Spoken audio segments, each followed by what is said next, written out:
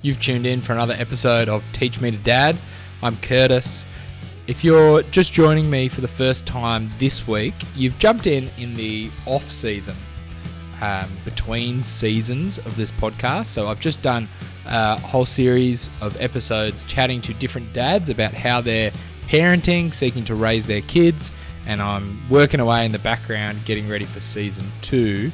But in this in-between off season, I'm going to look at some texts in the Bible, and I'm just spending some time during the week looking at those passages, what they have to say, what they teach us and direct us about being a dad and parenting, and then we'll bring some of those reflections for these episodes.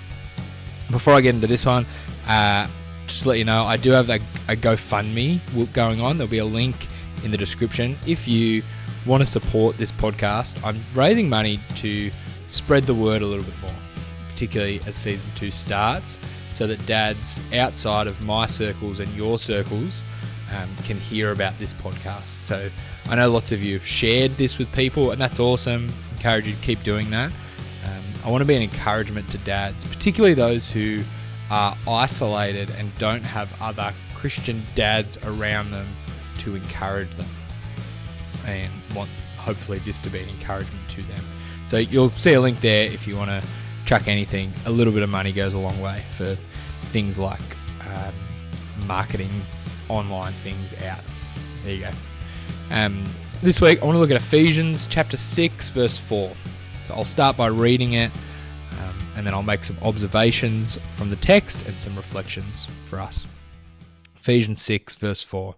Fathers, do not provoke your children to anger, but bring them up in the discipline and instruction of the Lord. This is a key text. It's quite a significant one, because in the New Testament, it's kind of the most strongly directed text that I can think of that addresses fathers specifically. This and Colossians chapter 3 kind of has a counterpart to this. And so it has one little instruction for fathers, but very key, because God addresses fathers directly, at least in the New Testament. And I'm going to look at Proverbs and some other verses in the Old Testament in this off-season as well. So a couple of observations. It addresses fathers, not parents, which is interesting. He could have addressed parents, but it seems that he's addressing fathers particularly, that I think, dads, that means that God sees us as bearing a unique responsibility for raising our kids. I trust that seems to be logical reasons why he addresses fathers. Could be that we're more likely to provoke them for anger and we need the word, but I think it's a matter of responsibility as a father. The verse has something not to do and something to do, which seem to mirror each other. So don't provoke your children to anger, or don't exasperate your children. But on the flip side, bring them up in the discipline and instruction of the Lord. There's kind of a don't do and a do thing. So there's don't provoke your children to anger. Don't do the things that will frustrate them. It seems to be in our disciplining of them, God wants to guard us from being overbearing by crushing our kids with the weight of our fatherly discipline. But on the flip side, he wants us to bring them up in a certain way, discipline and instruction of the Lord. Now that word bring up, I looked it up. It's the same word in the Greek as chapter 5 verse 25, which talks about nourishing. Is it 5 verse 25? Chapter 5, or who cares for their own body and nourishes it. And so there's something of that care nature in that bringing up. Seems to be it's providing for, raising, bringing up. Seems to be a nourishing care in that idea of bring up. And then you get these two words, discipline and instruction, that are sort of similar.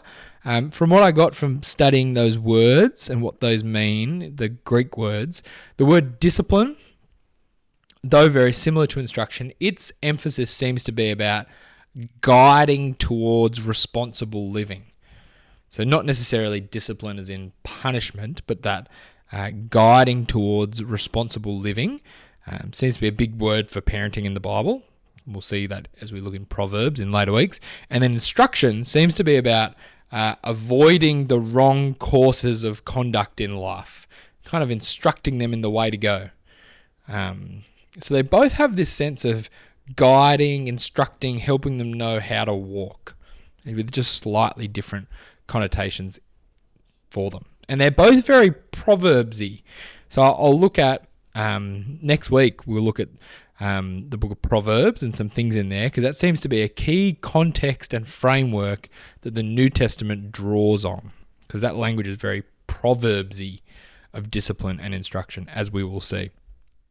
And then I've been pondering, what does it mean, the discipline and instruction of the Lord? What does that phrase, of the Lord, mean? I know it means it's something Christian-y. So in studying that, it seems to be, sometimes you get phrases of the Bible like, the love of God means God's love, the love from God, you'd say, or the word of God. The words are from God, they belong to Him. It seems like in this, when it says the word of the Lord, it's a technical term, if you're interested, a verbal genitive, which and a subjective verbal genitive. But all that means is the instruction of Jesus is doing the instructing. It's the instruction that comes from Him. He's the teacher, the instructor. It's His discipline and instruction, which is caught up with that idea of being a disciple, sitting under the Lord's discipline and instruction. We're raising them to be disciples of Jesus, following His instructions, like the Great Commission. Make disciples, teaching them to obey what Jesus commands. It seems to be that. The discipline and instruction of the Lord, you could say, bringing them up in the Lord's discipline and instruction. That seems to be the idea. Colossians chapter 3 adds a piece to this sentence. Colossians mirrors Ephesians in lots of ways, and it says this, 3 verse 21, Fathers, do not provoke your children, lest they become discouraged. You've got that similar idea of provoking them, but it adds that discouraged piece. That would be the effect of if we provoked our children, if we exasperated them, they'd end up being discouraged, which means it wouldn't have a good outcome. So here's some reflections on these verses. First, they give us a warning of a father's tendency and the negative effect we can have in seeking to raise our kids. We can be overbearing. We can provoke them. We can frustrate them. In our caring about how our kids live, we need to be careful to not frustrate and discourage our kids with our rules, with our expectations. That's something we need to be warned of and watch closely. These verses also give us a solution. It wants us to let the Lord's teaching be the thing that we bring to our kids. And Jesus tells us that His teaching is not a burden. His yoke is easy. His burden is light. The commands of God are not burdensome. And so it's Jesus' teaching that we're bringing to them. That's what we're raising them up in. Now I've got some questions I'm keen to figure out and think about in this that I'll probably talk to some dads for season 2 about house rules and family rules, and should we have extra rules than the Bible's for our family? That's something I'm keen to think about. These verses give us direction for our raising of kids. We're trying to raise disciples of Jesus to help them sit under His teaching and instruction. And it gives us an idea of how we go about our parenting. There's something in this that, I think these are the right words. It seems to imply a gentleness, a kindness in not overbearing and discouraging. There seems to be a attentiveness to how our kids are responding to us. And so there's this, here's what I've been pondering in this. I think whatever you make of kind of gentle parenting, talked about that a bit in the podcast, and it's a big thing at the moment. I think looking at these verses, there's got to be something going on for it. So if you're someone who kind of scoffs at the the gentle parenting thing. No, I think there's something in there. Well, the opposite of gentle would be harsh parenting. Gentleness is a fruit of God's Spirit within us. It might not look exactly like everything you see about gentle parenting, but I think there is something in there to not discourage our kids, be attentive, gentle, kind in how we go about those things. I wonder, and there's a thought I've had as I've looking into these verses, I'm wondering how strong I hear lots about parenting from things that I read or people I talk to that obedience is the key thing you want to develop in your kids. Obeying their parents is a really key thing, and so you demand obedience from your kids, because that's what God will tell children to do: obey your parents in the Lord. And I've been pondering whether demanding obedience is a phrase we should be careful with. Maybe I need to think about this a little bit more. But children are called to obey. Parents are called to be careful with how we exercise our authority. That's interesting. The verse for parents isn't parents make your kids obey. Children obey. Parents, be careful about how you exercise your authority. It's similar as it talks about submission. In submission for wives, it doesn't tell husbands to make your wives submit.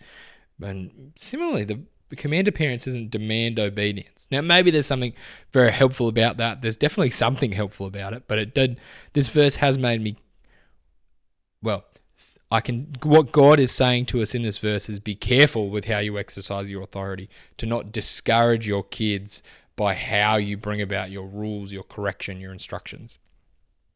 There you go. There's some thoughts as I've been pondering this verse. I'm sure you'll have reflections as you think about this one too. I pray that the Lord will help us obey his way of parenting for us and figure out what that looks like in our particular lives.